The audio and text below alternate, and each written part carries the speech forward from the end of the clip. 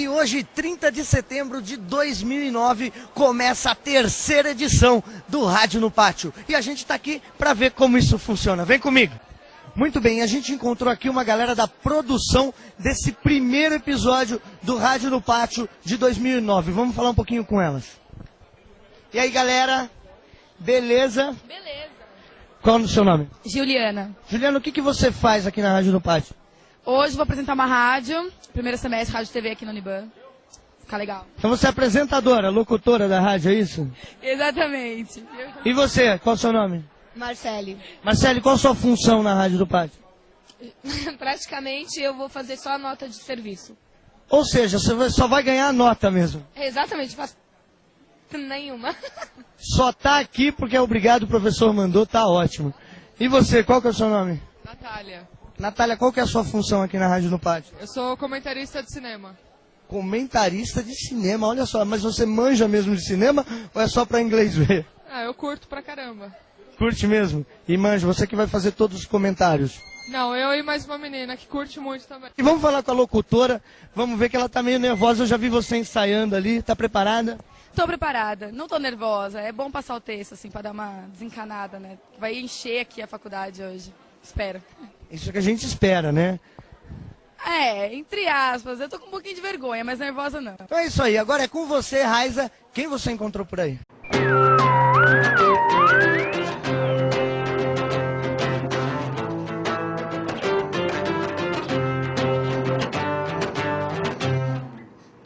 Olá, está no ar o Papo Cabeça. E hoje aqui no estúdio com a gente, Danila Orbeamagi, professora de Educação Infantil e Fundamental da Prefeitura de São Paulo. A psicóloga Lises Jacinto, especializada em relacionamentos. E o jornalista Gustavo Baena, também apresentador de TV. Danila, como que é essa coisa da mídia para a educação? Como que é essa relação de vocês? A influência da mídia na educação é inevitável, né? A influência da mídia no desenvolvimento, no crescimento de crianças e na vida do jovem é inevitável. O que a gente tem que pensar é o que fazer com a influência dessa mídia nessa criança, nessa vida aí que está crescendo, né? Tá, você acha que essa influência ela é positiva? Está sendo positiva? Eu acho que, ultimamente, eu acredito que ela tem sido negativa. Em função do conteúdo, talvez, da mídia? Também, em função do conteúdo, em função da forma como vai estar sendo passada, vamos estar entrando na vida, né, dos jovens, eu acho que ela tem sido mais negativa do que positiva. Gustavo, vamos ver agora o outro lado da moeda, né? Você como apresentador, como jornalista, como que a mídia influencia o comportamento do jovem e atrapalha ou não essa coisa da educação? Caco, boa noite, é um prazer estar aqui no teu programa. Eu acredito que hoje em dia a mídia, ela mesma busca uma fórmula para se comunicar com esse público, para falar com esse jovem. Porque depois do advento, aí, da explosão da internet, eu acho que o jovem tem uma outra fonte de referência e nos grandes centros principalmente muito maior do que a televisão. Então a TV tenta encontrar uma melhor maneira de falar com esse público, seja por meio de programas ou por meio de ficção. Programas totalmente direcionados ao jovem, hoje em dia a gente vê cada vez menos, principalmente em TV aberta. Não buscam esse lance da segmentação que muitos publicitários já disseram ser uma furada. Então, existem programas, claro, quem pode dizer que um programa feminino não vai ter assuntos, não vai ter temas que possam interessar o jovem. Todos os programas têm, o noticiário tem. Então, não temos tanto esse tipo de programa somente focado ao jovem, na televisão aberta principalmente. Mas, como a nossa colega colocou, eu acredito que isso pode sim ter aspectos positivos e negativos. E depende de onde está esse jovem. Uma coisa é você falar com alguém que está aqui em São Bernardo, está em São Paulo, mas até que ponto gravidez na adolescência é algo que a família aceita tão numa boa, para uma família que está, a gente não precisa ir muito longe, no interior mesmo de São Paulo, no interior de Minas, ou lá nos campos mais distintos do Amazonas. Então acho que isso que deve ser pensado. Bacana, e lembrando que você que está em casa e quer participar aqui do Papo Cabeça, é só escrever sua pergunta para papocabeça@tv.com.br.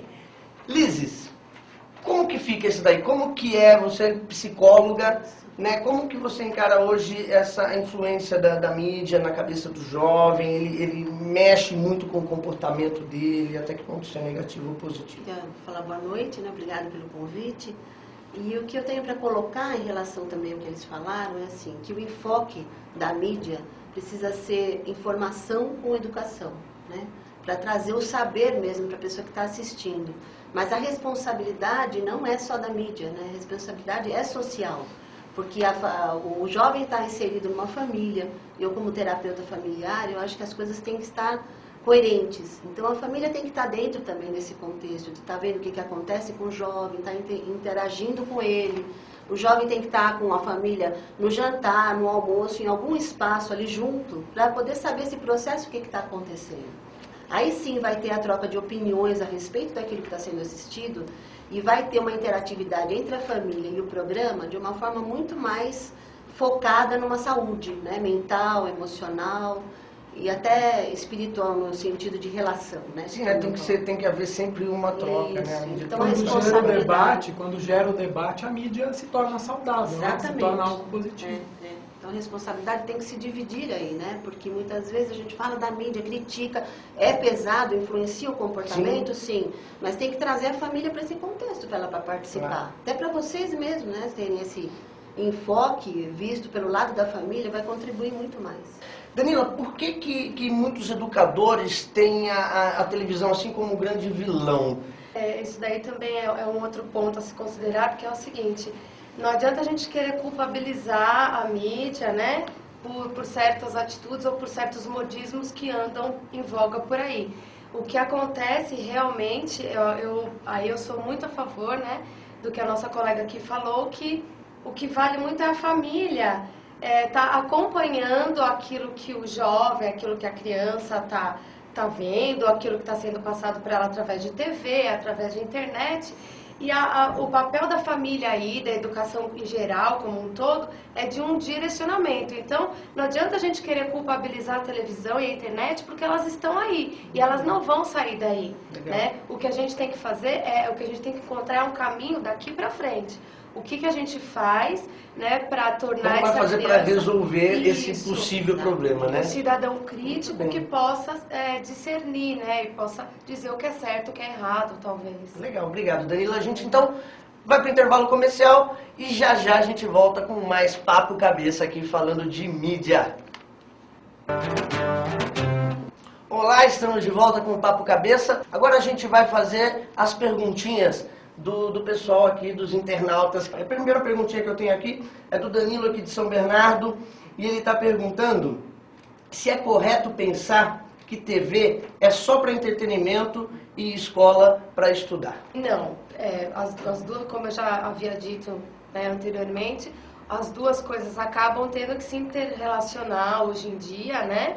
E a televisão, ela pode servir, sim, a internet, elas podem servir, sim, como um meio de educar, como um complemento da escola. Tanto que, dentro da escola, nós usamos, sim, televisão, usamos alguns programas, alguns vídeos, Então, é impossível separar esses dois. Eu acho que hoje é impossível separar esses dois campos. A qualidade da programação da TV é algo que sempre gera discussão e sempre, desde sempre, a TV, ela bebe da fonte aí da vida real e para criar personagens ou para criar programas, mas a gente não pode deixar de pensar também no outro lado. A TV, ela dita moda, ela dita comportamento e eu acredito que isso gera uma discussão até mais ampla e do ponto de vista psicológico, que também pode ser interessante, que é a quem cabe educar.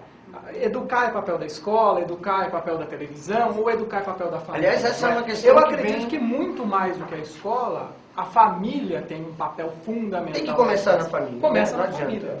A escola é um lugar para se passar informação, né? Talvez um direcionamento de valores. E é o que talvez a gente... O que acontece, Lises? Assim, como que você acha que está... Porque essa questão de valores é muito importante, né? Assim, de quem que é esse papel? É da escola, é da família, é da mídia, é um trabalho conjunto, onde tem que começar, para onde que vai? Eu acho assim, que a mídia ela traz um peso muito grande na influência do comportamento, porque o jovem vai tentar copiar aquilo que a mídia está colocando, porque ele quer seguir um padrão. né, para ficar parecido com todo mundo. Cada vez mais E é globalizado. exatamente isso que a gente precisa colocar na família, que é trazer o enfoque para o diferente. Quer dizer, você pode assistir, mas você não precisa copiar exatamente aquilo. Você tem a tua diferença para colocar lá na questão, que é a tua individualidade, que é muito importante. Olhar com criticidade. Exatamente. Então, assim, o peso da aprovação que a sociedade cria é muito forte, né? Essa pressão é muito forte diante da pessoa, que muito profundamente, assim, você estudando, você vai ver casos de depressão, síndrome do pânico, que vão ao longo do caminho dessa cópia toda, desse assistir, que podem ser produzidas e precisam ser olhadas de uma forma mais preventiva. Então, por isso que tem que haver essa interatividade E entre por os conta campos. desse domínio até da comunicação, da televisão, da internet principalmente, hoje você perde alguns valores até regionais. Parece que está tudo meio padronizado. Você Fica viaja cópia e o de jovem padrão. de uma cidadezinha pequena do interior, às vezes até, eu falava, nem sempre eles têm as mesmas atitudes, a família passou a mesma criação, mas os comportamentos são muito parecidos. Todos querem vestir igual, falar igual. Em função dessa influência. Enfim, tem que haver esse casamento, eu acredito, né, de todas as formas. Compartilhar. E pra gente chegar num resultado bacana, né? Isso, sem dúvida, é assunto pra gente ficar discutindo bastante tempo, mas infelizmente nosso tempo acabou. A gente agradece imensamente a presença de vocês aqui, Gustavo, Lizes, Danila. Obrigado. Obrigado pela participação, pelo carinho todo. O Papo Cabeça fica por aqui e a semana que vem a gente volta com mais bate-papo pra vocês aqui. Obrigado, valeu, tchau, tchau.